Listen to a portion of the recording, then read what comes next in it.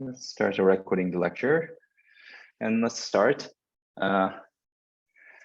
So this is an intro to security class, and let me first introduce myself, and then for those who took the CS444 and at 12 p.m., so they already seen the same slides, but I need to repeat that to this class. So I'm Youngjun, and I've been here for 5 years at OSU. And my main research area is system security. And what that means is that I do hacking. So I previously hacked many softwares and also Intel CPUs. And I hacked iPhone in 2013 and 14. So this is me, younger version of me, around 9 years ago, and when I hacked iPhone. And then if you have heard about the jailbreaking, then that's one of the things that I have done. So Apple hates me, but yeah, it's quite fun. Yeah. And then another thing that I'm working on is I do offensive research, but not for the attacking others. I try to find some of the attack method ahead of time that the other attackers exploiting that, and then try to report that to the vendors, and then make the software and then hardware, keep them secure. Yeah. And then I also working on the automatic hacking, which means that it's not an artificial intelligence. It's more likely I write a program and then that program automatically analyze the source code or binary program and try to discover some of the weaknesses in the software. And that's a somewhat scalable hacker. Yeah. And then I have been competed in the DARPA's Cyber Grand Challenge. Have you heard about what that challenge is? So in 2016, there was a competition event that 7 teams across the world can compete in, but that competition was solely operated by the machine. So when the competition starts, competitors cannot touch anything about the machine. So we need to build some of the automatic hacking machine and then try to see how the machines are battling each other. So our team did not make the first place, but the first place winner's machine, the server rack, is demonstrated in the Natural History Museum in Washington, DC. Yeah, so that was that kind of a big event in the hacking. Yeah, I was in there, and also I designed the secure systems, try to protect the software systems, and also do security works in the software security. What that means is I change compiler to automatically apply some of the techniques, defense techniques, to make attackers difficult to exploit the vulnerability. So even if there's a weaknesses, I made a compiler to make the attackers difficult, to hack it. Yeah. And then my recent interest focuses on blockchain and then decentralized finance, because having a security vulnerability in that place directly resulted in some of the financial damage. So I want to secure that space too. And then this is a photo of me when I won the DEF CON CTF, which is the world best hacking competition, so Hackers Olympic kind of thing. And then I'm serving as a faculty advisor of the OSU SEC, which is a security club of the Oregon State University. And then in these days, they are playing very well. One of the examples is that the OSU SEC advanced to the DEF CON CTF final. So the same event that I won 4 years ago. So in this year, we advanced to the final, and then thankfully the school supported a huge budget. So we rented the $10,000 Airbnb and then used that as a hackers headquarters. So it was very fun. And then because there's a no number of member limit in the DEF CON CTF final, so we brought around the 18 people in there. So yeah, it was good.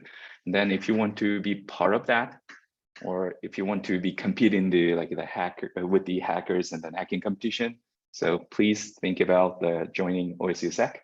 Yeah, it'll be very fun. Yeah. And then some other courses that I teach is because I'm working on the system security. So I closely work with the operating systems, computer architecture, programming language, and database, and network, computer networking. So I teach operating systems, and I also teach cyber attack and defense, which will be the more advanced version of the security class. Do you have a question? Yeah, will that be offered this winter? Yes, so I will be offering that in the winter. So it's usually offered in fall, but I have to teach CS 344 the 370, yeah, in this term. So that's why I shifted that to the winter term. Yeah, but yeah. And then I sometimes offer the class called the system security. So that is more targeted the graduate students or like the undergrad students who wants to advance to the graduate research, which teaches like how to apply the state-of-the-art technology to some of the examples. So for example, applying fuzzing and symbolic execution, it's okay to not knowing that kind of term. So it's something like the teaching the research that I'm doing, directly in the class. Yeah. So please feel free to reach me if you are interested in cybersecurity and then having questions outside of this lecture, because this lecture targets like the beginners of these in security. So don't be afraid of like the learning new things here. Yeah, I will be teaching the things in a very easy way. Yeah, but even if like, you have difficult questions, feel free to ask me about that. And the next is about the goal of this class. So the goal of this class is to learn about the modern cybersecurity techniques. But the target is for beginners because this might be the first security class offered in our school. Yeah. And then we will have a lecture part and then micro assignments. And then the lecture will deliver the high-level concepts. So I will use these kind of the figures to describe about like how the attacks or defense mechanisms or some of the security notions working in computers with the figures at the very high level and with the micro assignments. The reason why I call it as a micro assignments is that like there will be 5 to 10 assignments released for the 2-week period, but each of challenge will target like the specific technique that you need to learn and actually apply your skills to either hack the machine or break the cryptography, or you need to secure the weak cryptography to be strong, something like that. So I will design like the assignments like that. So there will be many assignments, but they are small and fun. So please don't be worried much about like there are too much assignments or something like that. Yeah. So the thing is like we will learn about the high level concept in the lecture, and we will practice that with the real machine and the realistic settings, so that like as a result of at the end of the class, you will know like how to apply the techniques that you have learned in this class in the code level. Yeah.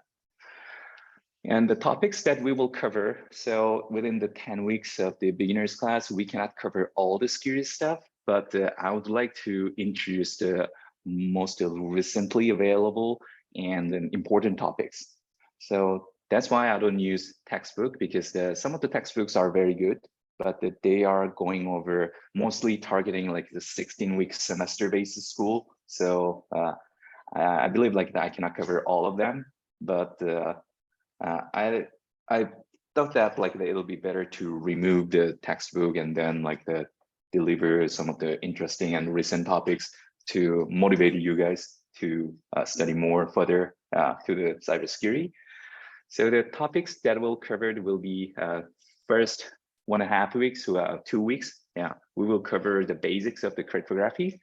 So many students think that the cryptography would be difficult, but this is not the cryptography class. So we have a separate dedicated cryptography class, and then that would look like more like a pure math kind of thing. but we will not cover the kind of the details of the mathematics, but I will teach that in a system engineer's way, so that you don't need to go through the some of the abstraction of the weird mathematics. So so please trust me, the cryptography part will be the how to use the crypto, and then we will go over the with some of the traditional cryptography cipher metrics developed in the Roman Empire, and then we will learn through the some of the recent techniques that we can use. We can securely use the encryption for the security.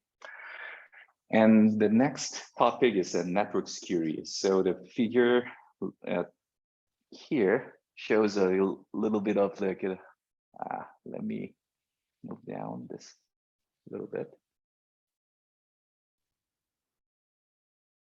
And go back. So the figure placed here shows that how the network protocol goes in. So after learning this a little bit of the cryptography, we will learn about how we can apply that to the computer networking to have a secure communication channel, even if we are apart remotely. Yeah. So even if we don't meet each other, we can communicate securely. So that's why we can use some of the secure messengers, so-called the signal or keybase. Yeah. And then that can counter some of the surveillance activity of the nation state. Yeah. So that we will learn about the details of how that technology actually applied, and then how we can rely on those things for the secure communication. And after that, we will learn about the authentication. So the step is quite opposite. So we need to do authentication first to establish the secure communication channel. But you need to have the background on cryptography and the network security to learn about the authentication. So the order of the materials are placed in like that. So in that part, we will learn about some of the user authentication method. So the simplest one is based on the password, as you use in most of the login system. But in these days, we have a so-called two-factor or multi-factor authentication. So you guys are all using Duo Mobile to log on to the OSU account, and then we will learn about what kind of security the multi-factor authentication gives to us. And also recently, most of cell phones, they incorporate some biometric authentication, such as Face ID, or try to scan the iris of the eye. Yeah. So or the reading the fingerprint. And then we will learn about what kind of the security gain we can what kind of the security level that we can gain by adding some other factors to the authentication. And then after that, because most of us are using web browsers every day, so that we will learn about the web security. We will start with some of the attacks, so-called SQL injection or parameter injection, cross-site scripting, and cross-site request forgery, and then some other attacks.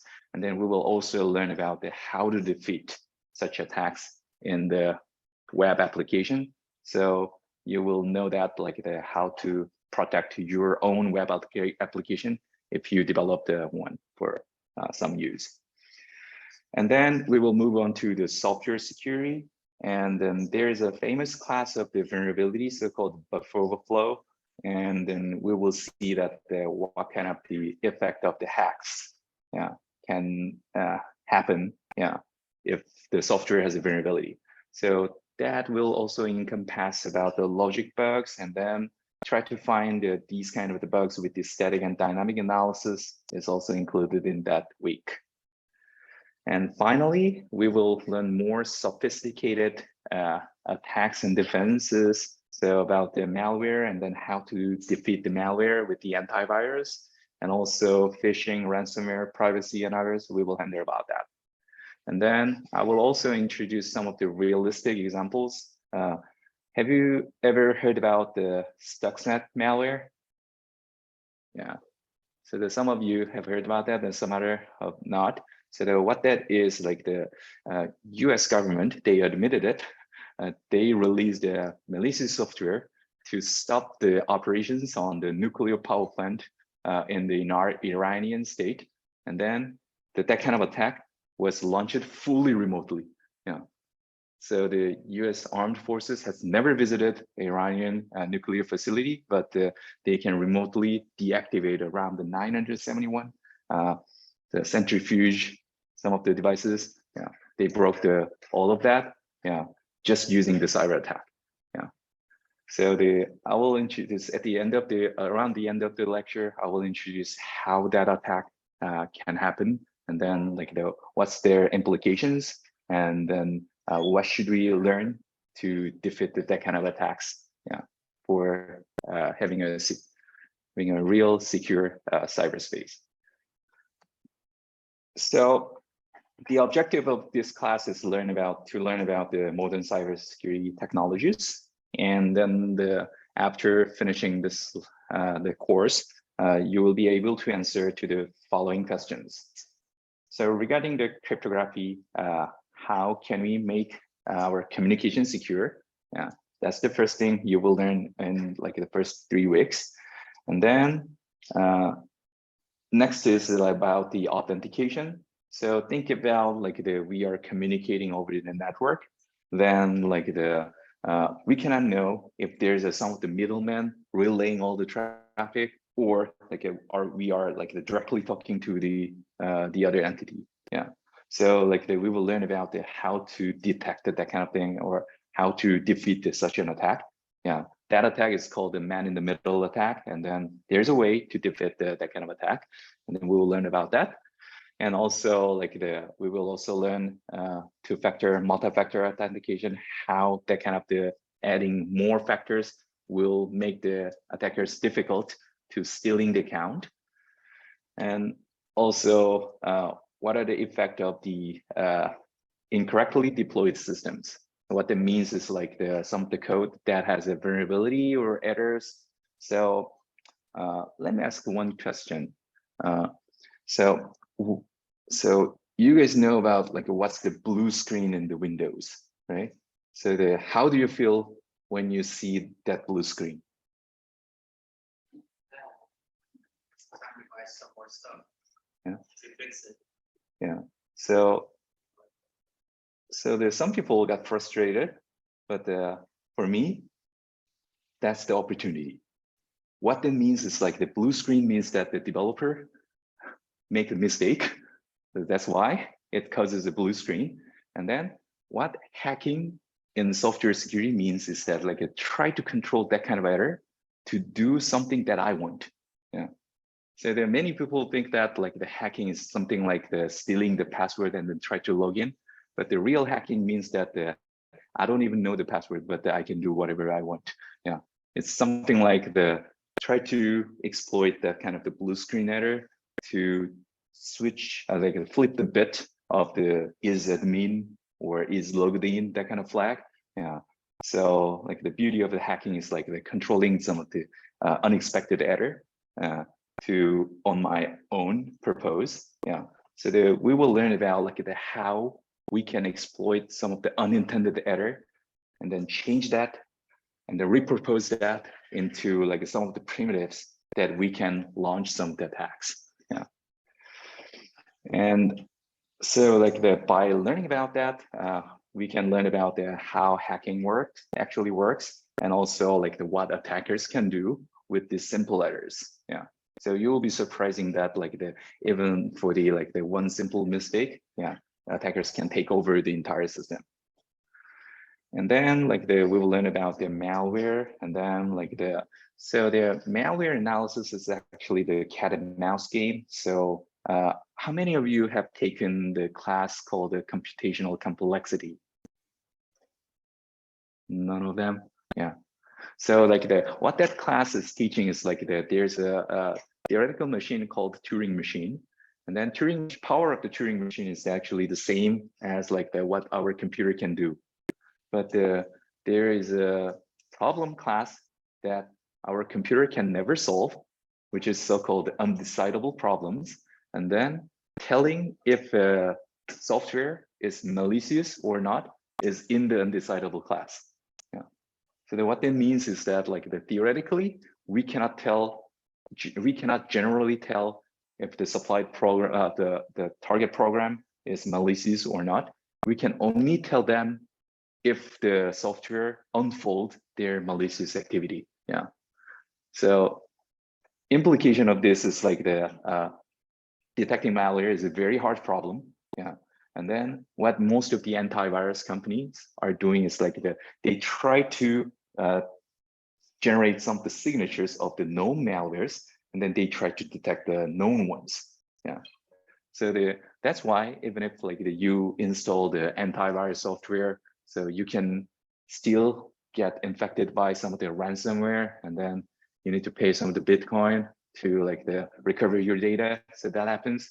So I will also like teach you like why that kind of thing happens, and then why like the malware analysis is cat and mouse game. And then we will go over like how the Stuxnet malware break into in our Iranian nuclear facility completely remotely. And then it includes not only the cyber attacks, but also it includes some of the psychological factor. So the most important attack in the Stuxnet is that like the attackers intentionally drop the very expensive USB drive in the parking lot. So what would you do if you pick up like the 1 terabyte USB drive? Yeah, taking it to the home, and then you want to plug in to the machine and then take a look at what kind of data is stored in. But the thing was like once you plug the USB into the machine, then like, your machine got hacked. Yeah. So like the modern malwares not just work in the cyberspace, it also includes cyber physical or cyber human interactions. Yeah, you have a question on it? Does like social engineering a lot of things still work today, or is it So if someone asks that what would be the best hacking method, I would call it like a social engineering. So like even if we as a security researchers build the systems completely secure. So if you can fool one of the human, some of the administrators, then like we cannot control at all. So one of the example is Edward Snowden. Yeah, even if the U.S. government would like to take control over like all the confidential information, so human attacks, insider threat, yeah, these are very like dangerous. And then if you can fool some of the humans with the social engineering attacks, then that also applies to like someone can intentionally create some of the insider threats kind of thing. Yeah, that's also like and then that kind of hack is, I believe, like almost unpreventable. Yeah. And then like we will also learn like for some of the ransomware, we can decrypt the file without paying the ransom, but some of the correctly implemented ransomware, we can never recover the data without paying the ransom. And then there are some of the ways that the ransomware providers cannot get caught by like the law enforcement. And then I will also describe like how those bad guys are like using techniques to avoid like the chasing of the law enforcement. And then yeah, that is linked with the recent development in recent advances in the cryptocurrency. Yeah. Any questions up to this point? There is a question. All right. Yes. So one student on Zoom told like there's a class of the theory of computation. That class teaches about the Turing machine and then undecidable problems. And then like that students also think that the social engineering is one of the most powerful hacking method. Yeah, I also think like that. And then one interesting thing is like I do cybersecurity, but my wife teaches at Portland State University, and then what she studies is like social psychology, and then she tries to measure so some of the people in the organization who will do the unethical behavior, and then like who will do more unethical behavior if someone is creative or not, something like that. So like we sometimes talk about like how can you combine like those two parts of the research, and then like they do a great hack with the interdisciplinary research. Yeah.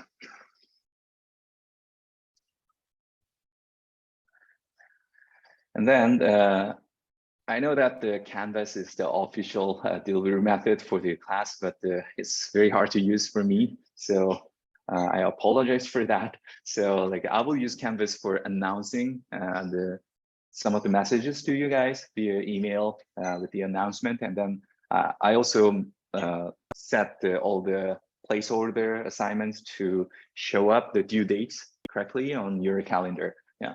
But I will post all of the materials that directly related to the class. For example, lecture slides, and then some of the supplementary materials, and also the lecture videos at the end of the lecture day.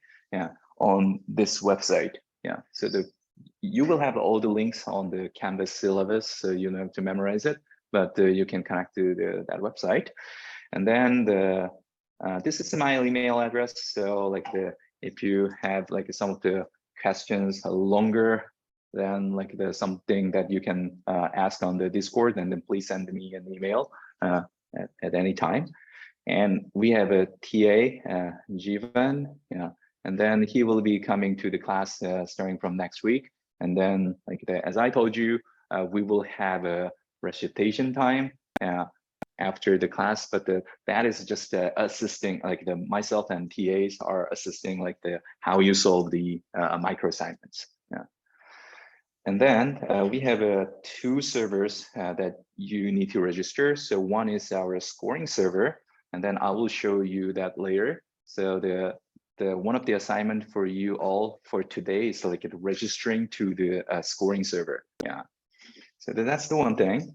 And then like I will release all the assignments with that scoring server. And then if you solve it, then you will get the immediate feedback that and also you can also get like your score increasing. So you can enjoy the gamified version of the assignment.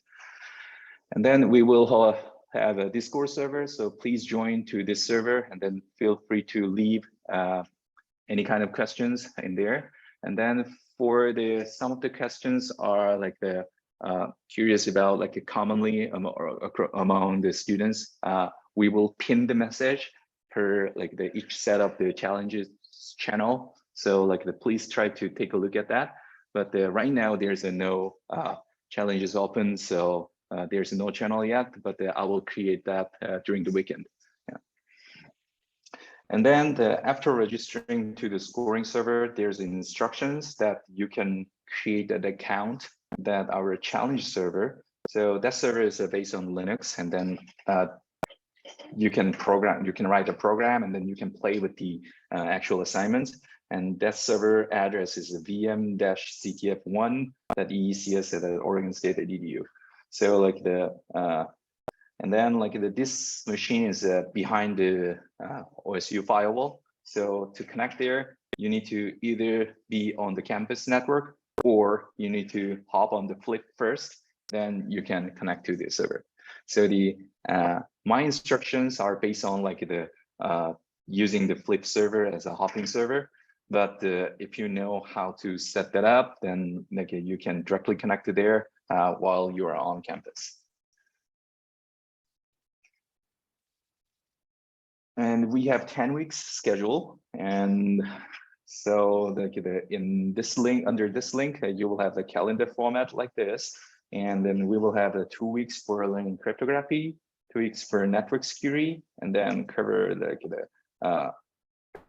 other topics for each week. And then like the one thing to note that is like we will have 60% of the credits coming from the micro assignments. So we have 4 sets of the micro assignments, so 15% each. And then we will have 2 quizzes.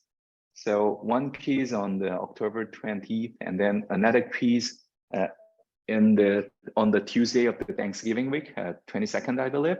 Yeah, 22nd of November. Yeah, but each quiz will take 10%. And then another 20% of the thing will coming from the NSA Codebreaker Challenge. So what that is like that is the open cybersecurity challenge operated by the NSA. Yeah, and then they created like, some of the good challenges that we can apply some of the techniques that we learned from this class, and then and then like to play with that. So regarding that, I reserved the 1 week, on November 8th and then November 10th, to like introduce some of the techniques that you can use for the NSA Codebreaker Challenge. So like around like the October-ish, like I will release some of the detailed instructions for that.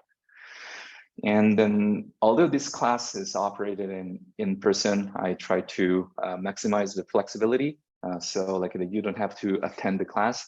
I will post like the video recorded as a lecture on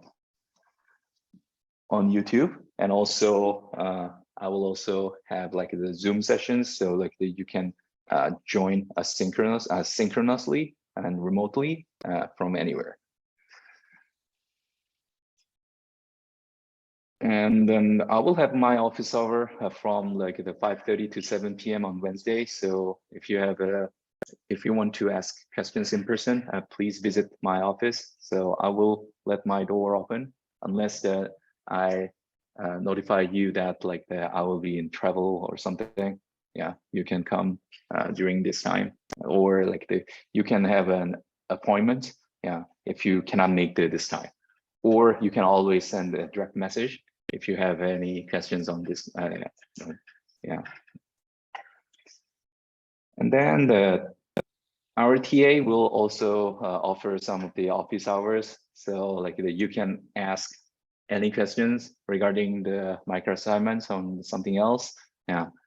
And then you can send a direct message if like you need to leak much of details for solving the challenge, or if you think that like if you're stuck on the first part or like the start of the challenge, then you can post that on the channel. Yeah, then like myself and TA will do the best to handle the questions. So being on Discord is very important. Oh, here's a grading scheme. I almost forgot that I didn't include this or not. Yeah, so like 60% of the micro assignments. So for the micro assignments, we will have like a 5 to 10-ish challenges for 2 weeks period. Yeah, and then it will have like a 15% of the each credits. And then like we will have 2 quizzes.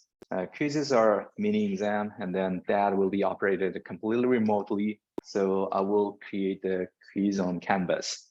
But the important thing is that like it will be operated as a fully open material. So I will let you refer to the slides and the videos that I recorded. Yeah, but please don't refer to the internet. Yeah, so all the questions can be solvable by just revisiting all the slides. And then how I will make the question is that like there will be a question, and then I will also have a link to the slide that is directly related to that topic, so that you can actually study and solve the quiz. And then you will have up to 3 trials. Yeah, so try to get the best score, because I will test. I will take the maximum score, not the average. Yeah, so. And then like I will also set this as like the maximum time as 2 hours, but the quiz definitely doesn't need 2 hours. If you studied like ahead of time, then like it will be finished within 30 minutes. But I want to give you plenty of time for like there are some of the circumstances that like the remote delivery makes a problem. So internet connection got disconnected or something. So to accommodate all of that, so 3 trials. 2 hours. So please use that opportunity to get the maximum score that you can get. And then let me introduce a little bit of like the micro assignments. So we have 4 sets. So the first set is about the cryptography challenges. So we will have some of the programs, or we will ask you to write a program to correctly encrypt the data, and also for a program that runs crypto schemes incorrectly, you need to break them to do something. So you need to actually hack the program, and by finding the weaknesses in the cryptography, and then apply that into the code to read the answer from the machine. Yeah. So you will get more clear than like when I release the challenges. So I will release that before the before the next lecture. So I will release the challenges on Monday. Yeah. And then we will also learn about the digital signatures, which is a very important scheme for having a mutual authentication over the network. And then we will also practice that what can go wrong if there's a no message authentication in the cryptographic scheme. And then after finishing this cryptographic challenges, the lecturer will go over the network security, and then I will release the matching the micro assignments for practicing how the SSL TLS, and then like if you have heard about the HTTPS, the underlying technology is SSL and TLS. So we will practice how that works in the code and then byte level. Yeah. And also like we will learn about how the digital certificates are utilized in the authenticating the server. So for example, when you connect to the mail.google.com for accessing Gmail, then like there's a mechanism that we can check that the target server is indeed Google's server, not the server on like different country kind of thing. So that we will practice about that. And then we will also practice how implementing the secure communication channel between two entities. And also we will practice about like the attacking that by launching the man-in-the-middle attack. And then the set 3 is about the authentication and web security. So we will practice the use of the password authentication, and we will also practice the use of the private key based authentication. Yeah. So these are two most popular mechanism to like as a single factor authentication. And then for the web security, we will practice like attacking the web server by, I will configure some of the services that intentionally has vulnerabilities, so that you will practice how you can exploit that vulnerability to do something. For example, log in to the service without having a password at all, or you can read some of the hidden files from the web server and download that without like you don't have permission over it, but by tricking the server, you can download the file. And also there's another type of attack. So this attack, SQL injection and then parameter injection, they are like targeting the server of the web service.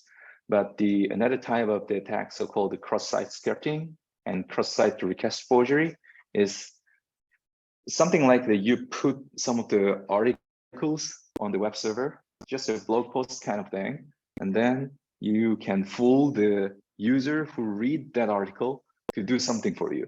Yeah. So it's not attacking the server, it's directly attacking the user. And then around the 2005-ish, so that nobody care about like this kind of attack because there's no direct target for attacking that. But with the rise of this online social network services such as Facebook, so now if you can fool the user, for example, if you can fool Mark Zuckerberg, and then if your JavaScript code can run on it and then post some of the fake articles on it, then we can see that the Facebook stock price goes down. Yeah. So the Facebook opened the bug bounty around the 2011.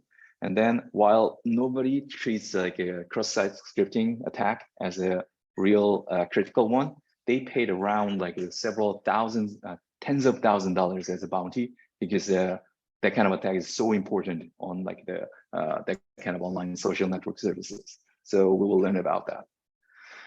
And for the software security, we will learn about how to find and attack vulnerabilities, the buffer overflow vulnerabilities in the software, and also we will handle the how to find and attack the logic bugs, and also how we can apply the static method, which is called CodeQL.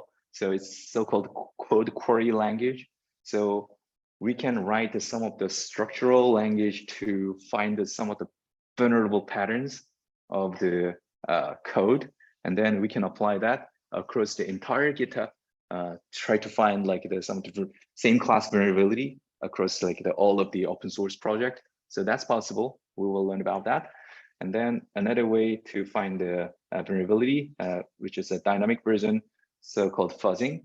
And then what that means is like suppose you have a program, and then we will send some of the random input to the program. And then if the program crashes, then I told you about like having a blue screen is the opportunity. Yeah. So fuzzing means that like we will shoot the random input, and then if the program crashes, then we can use that as an opportunity to exploit the systems. So we will learn and practice about that. Yeah. So there are some of the good parts. The securing parts, I marked that as like some of the blue one, and then some of the attacking parts, what can go wrong, and then attack some of the things. I marked it in the red color, and then you will feel that you are actually playing some game like this, GTA on the cyberspace. But the important thing is like that I do not teach you to do GTA on the cyberspace. So try to learn like what can go wrong, and then wear the white hat on your head. Yeah. So try to understand what attackers or bad guys can do, and then our grand purpose is that like try to build a mechanism that defeat those attacks. Yeah. So one of the students on Zoom said like no GTA said, but so in the challenge space you can play GTA. Yeah. Right. So how to conduct assignments? So our scoring system look like this. So what it gives is like right now like it just have like some of the placeholder challenges. So there are a list of the assignments per like each set, and then you can get the flag. What that means is that so per each challenge, so it is structured like this. So there will be the description of the challenge, and then you need to copy and paste the flag, and then you can submit the thing. But this one is the easier one. So like I explicitly like a printed flag in here. But what you need to do is like you need to fool the challenge binary program to get the real flag, or you need to decrypt the thing without having the key at all. Yeah, to get the right flag. The challenges are something like that. Yeah. So the purpose of your goal is to read the flag file, but I will design the reading of the flag file can only happen when you correctly apply your techniques learned from the lecture to the binary program. Any question? Is there a number of like submits that we can do? You can submit unlimited number of time. Yeah. So like don't worry about the trials. Yeah. And then one student on Zoom, Alaric, asked about like what happens if you hack the challenge server. Yeah, that could happen. And then if you can hack the thing, please let me know. I will give you an extra credit. Yeah.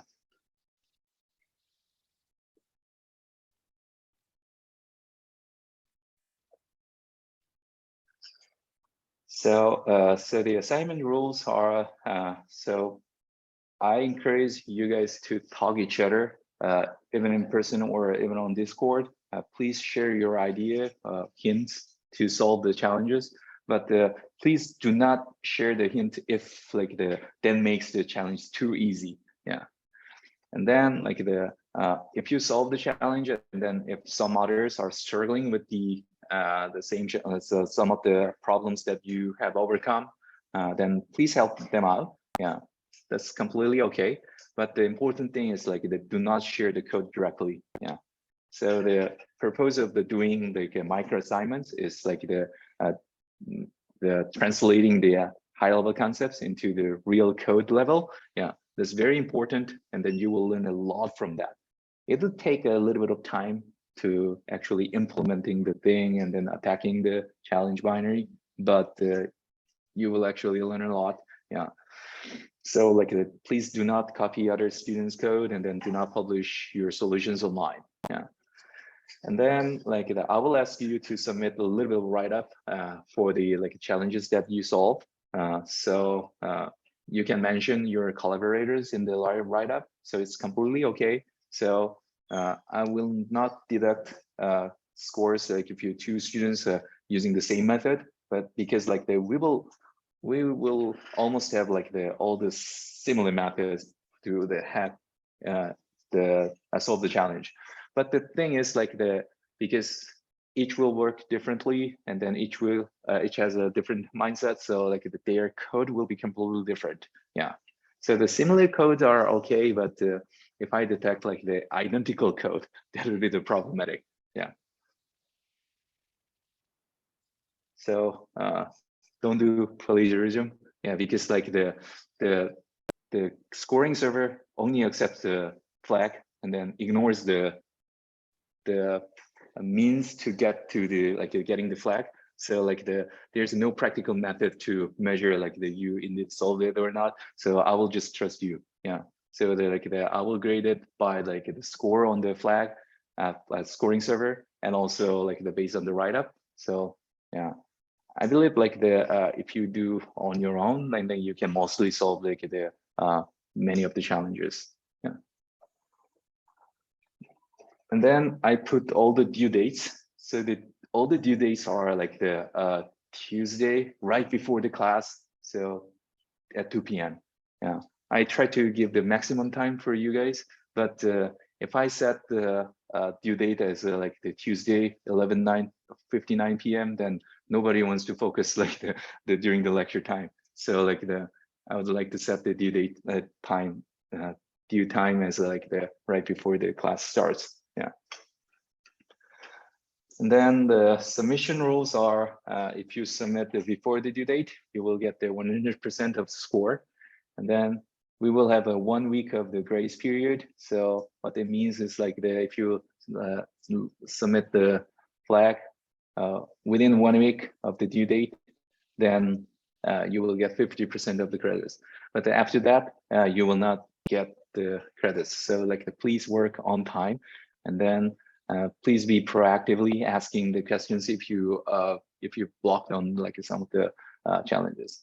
And also I have some of the rooms to shift the due dates for like based on like circumstances that you have. So if you have like some circumstance that you cannot avoid, then please feel free to reach me out. Yeah.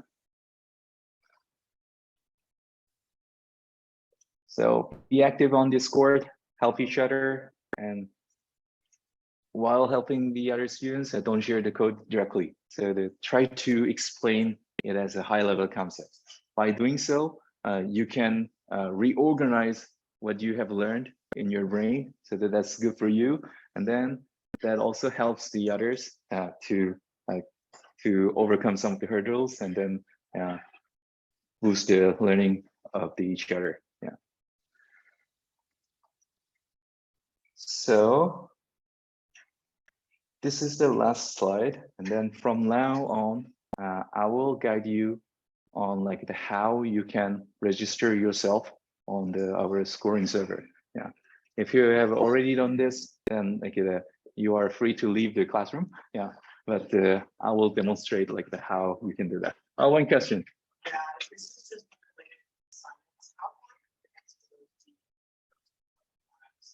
pardon?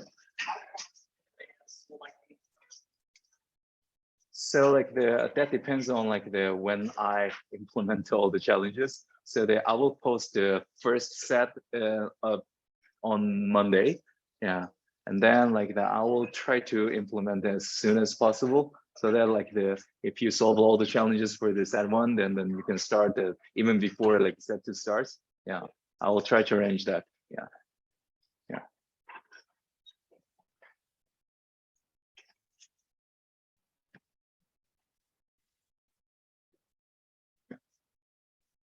I added the wrong key Yes. my user security key, Yes. but now I can't. And that's on my ID. Then you can create another username. Another user. Yeah. It was doing the same thing for another username. I tried just putting another Yeah. like a 1. What's your key? That's the Right. right now. Yeah. Oh, now it worked. Okay. No, it didn't work. I believe like in my server is like they get down. Yeah.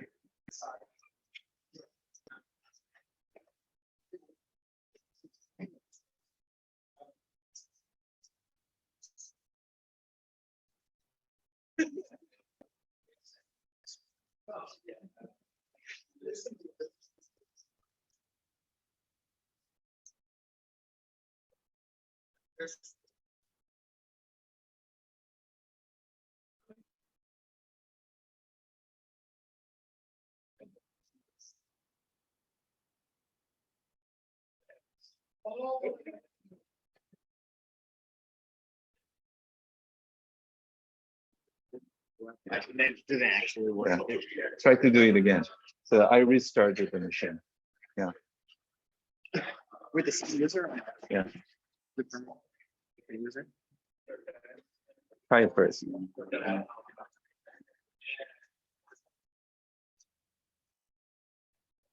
So then like we can use the different username. Yeah.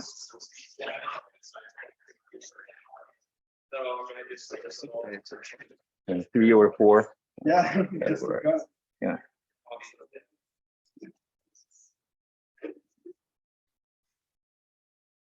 So from the course web page, you can take a look at the lab instructions. Yeah. And then what that includes is that like you first need to register yourself in this scoring service. Yeah. So right now I logged in with my account. Then you can just click register. And then you can use your username, your preferred username, and then I would recommend using all lowercase and then some numbers. Yeah.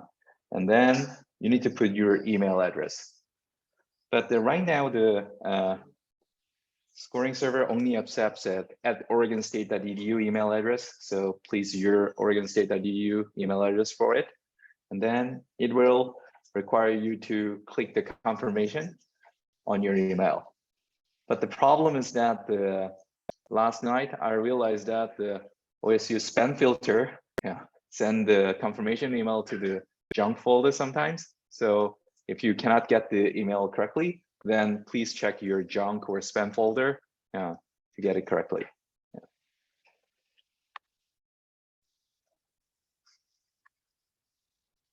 Yes. Is there an advantage to using Flip versus VPN? So I couldn't hear you correctly.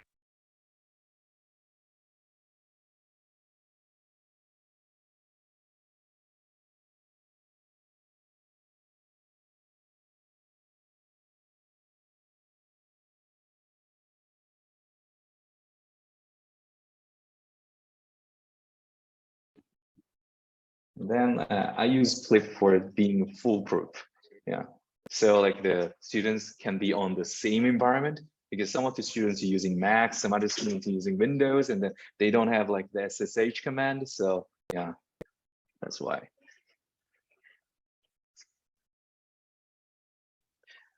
And then like to get onto the actual server machine, you need to create the SSH private and public key pair.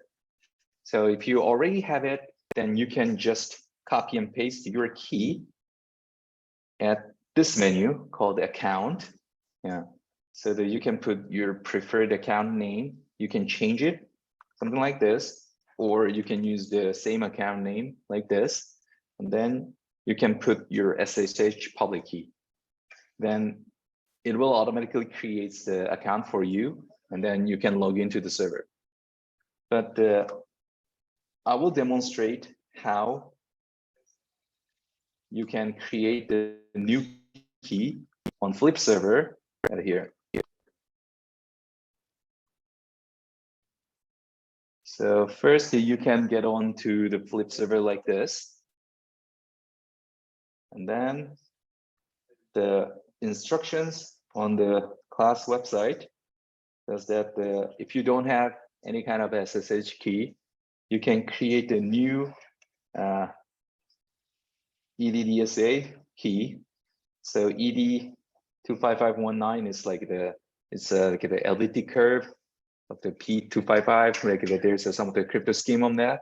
Yeah, we will learn about that later. Yeah, but you can copy and paste this kind of the key generation command, and then just paste it on Flip, and then you can change the location of the storing the private key. But if you don't know what's going on, just press enter, enter, enter. Then it will automatically create the private key and store that onto the default location, so which is the home directory .ssh, and then this as this file. And then after creating the key, if you just follow the step of the pressing 3 enters, you can just copy and paste for like the reading the public key part of that private key. So we need to use private key for the login, and then we need to put the public key on the server side, and then they will match each other for the authentication. So the next step after the creating the private key is like we need to get the private key and public key and register that to the server machine. So just copy and paste the following command. Then it will show you the public key part of the generated one. So just copy this and then go to the account menu of the scoring server. So let's create yellow 9057 with this public key. And then I will create submit, and then it takes time. So please click the submit just one time. Then if you click multiple times, then yeah, it will not say register okay. But if you see that the register okay, the yellow 9057, then the account is created. And then to connect to the server, we can use this command. So SSH, your username. So right now I use the yellow 9057. So I will change this to the yellow 9057. And then our server address is vm-ctf1.ecs@oregonstate.edu. So you can copy and paste from the course website. And then my username was yellow 9057. Then I can get on to our challenge server. So like I set up like some of the dot files for you. So you can change it whatever you want, but if you don't know, just use it like my default setting. And then we have two dumb challenges right now. So the first one is easy. So you just copy this flag and then submit. Yeah. But the second challenge requires you to read this flag file on the server. So copy this and then try to read it. Then like that, it will show you the flag. Yeah. So I will use the solving of the second challenge as a proof of you guys are successfully logged on to the server. So please finish that within this week. Yeah. And then for those who cannot finish the second challenge, I will send a direct message to assist you to get onto the our challenge server before all the assignment set released. Yeah.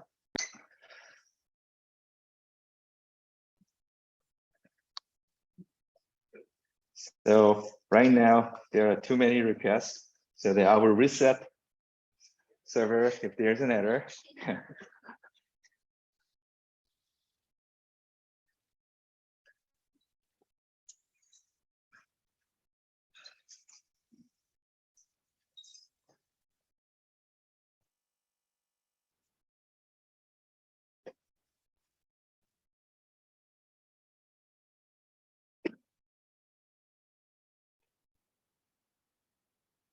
And then if you cannot see the register okay, then like you might need to change your username.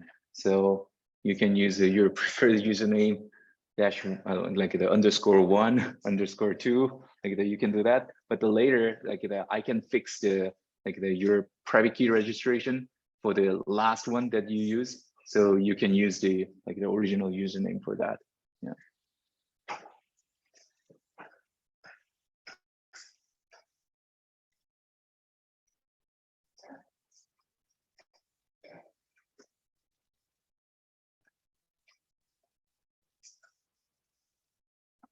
Then feel free to ask any questions if you have trouble with the registration.